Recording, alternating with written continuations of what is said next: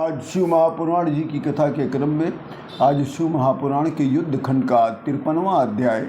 इस अध्याय का नाम है अनिरुद्ध और बाणासुर का संग्राम। अनिरुद्ध को नागपाश में बंधन और काली का उसे छुड़ाना।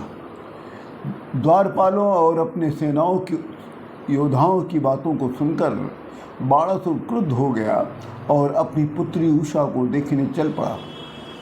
वहाँ पहुंचकर उसने अपनी पुत्री उषा के साथ अनिरुद्ध को देखा। तब वो और आग बबूला हो गया और कहता कि हे द्वारपालों, ये अभागा पुरुष कौन है जिसकी मृत्यु आसन्न है? ये कौन है जिसने मेरी पुत्री को दूषित कर दिया? तुम लोग इसका शीघ्र ही बंद कर डालो या इस दुराचारी को बांधकर कारागार में डाल दो और बाहर बड़ा पहरा बैठा दो। इसका इतना साहस कि मेरी पुत्री के साथ इसने दुराचार कर्म किया है। तब बाणासुर ने कृष्ण के पौत्र अनिरुद्ध को मारने के लिए 10 सहस्त्र सेनाओं को आज्ञा दे दिया। तभी बाणासुर की आज्ञा पाते ही उसकी सेनाओं ने, उसके वीरों ने मारो काटो कहते हुए अंतःपुर को चारों ओर से घेर लिया। शत्रु की सेनाओं से घिरे हुए शिव जी की कृपा से अनिरुद्ध ने एक बहुत बड़ा परिध को उठाकर बाणासुर की 10 सहस्त्र सेनाओं का वध कर डाला। फिर अनिरुद्ध ने बाणासुर के लक्ष्य सेना का भी नाश कर दिया। तब वो अत्यधिक क्रोध में आकर बाणासुर ने कुंभांड को साथ में लेकर युद्ध करना शुरू कर दिया। पर शिव जी की कृपा, तब इस द्वंद्व युद्ध में अनिरुद्ध सुरक्षित रहे। बाणासुर के साथ आए जितने घोड़े, हाथी थे और रथ थे और सिपाही थे, सभी का नाश अनिरुद्ध ने कर दिया। तब अनिरुद्ध ने बाणासुर के वध हेतु एक शक्ति फेंका। तब बाणासुर का रथ घोड़ा सहित तभी उसी समय वो अंतर्ध्यान हो गया। बाणासुर ने छल से कृष्ण के पौत्र अनिरुद्ध को नागपाश में बांध लिया और पिंजरे में डालकर बोला कि हे सारथी, शीघ्रता से इस पुरुष का सर काट लो। इसका इतना साहस, इसने मेरे कुल को दूषित कर दिया।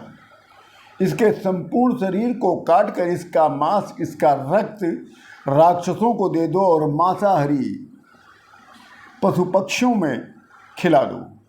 तब कुंभांड ने कहा कि हे बाणासुर, ऐसा कर्म करना उचित प्रतीत नहीं होता। इसको मार डालने से अपने आत्मी का हनन होगा। इसका पराक्रम विष्णु के समान है और साहस इसमें शिव जैसा पुरुषार्थ है। ये कृष्ण पौत्र है जो नागपाश में बंधे होने पर हम लोगों को भी तुच्छ समझ रहा है। तब अनिरुद्ध ने कहा कि इस अधम दैत्यराज के मंत्री, दैत्यराज के हाथ से दिए गए पिंड पर जीने वाले निशाचर दुराचारी कुंभांड, तू शत्रु धर्म को भी नहीं जानता। शत्रु से दीनता प्रकट करना और रणस्थल से भागना, ये दोनों कायरता की निशानी है और कर्मवीरों को मरने से अधिक कष्टकारक होता है।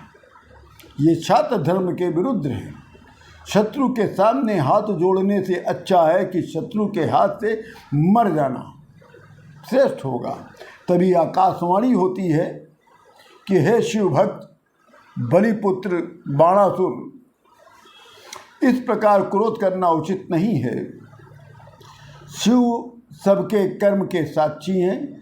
ये सारा चराचर जगत शिव जी के अधीन है। शिव ही जगत के कर्ता, हर्ता और संघर्ता हैं। उन्हीं की ही कृपा से निर्बल बलवान होता है। ऐसा समझकर प्रकृति स्थित हो जाओ। सदाशिव अहंकारियों का अहंकार नाश करते हैं। इस समय शिव जी तुम्हारा अहंकार अवश्य नाश करेंगे। इतना कहकर आकाशवाणी मौन हो जाती है। तभी अनिरुद्ध ने दुर्गा माता जी की को याद करके उनकी वंदना किया। शरण्ये देवी वधोऽस्मि दहामानस्तु पन्न गए। आगच्छ मे कुरु त्राणः यशोदे चंद्रोषिणी शिवभक्ति महादेवी सृष्टि स्थितियंत कारिणी त्वां विना रक्षचो नान्यस्तस्मा दक्षिष्वे ही माम।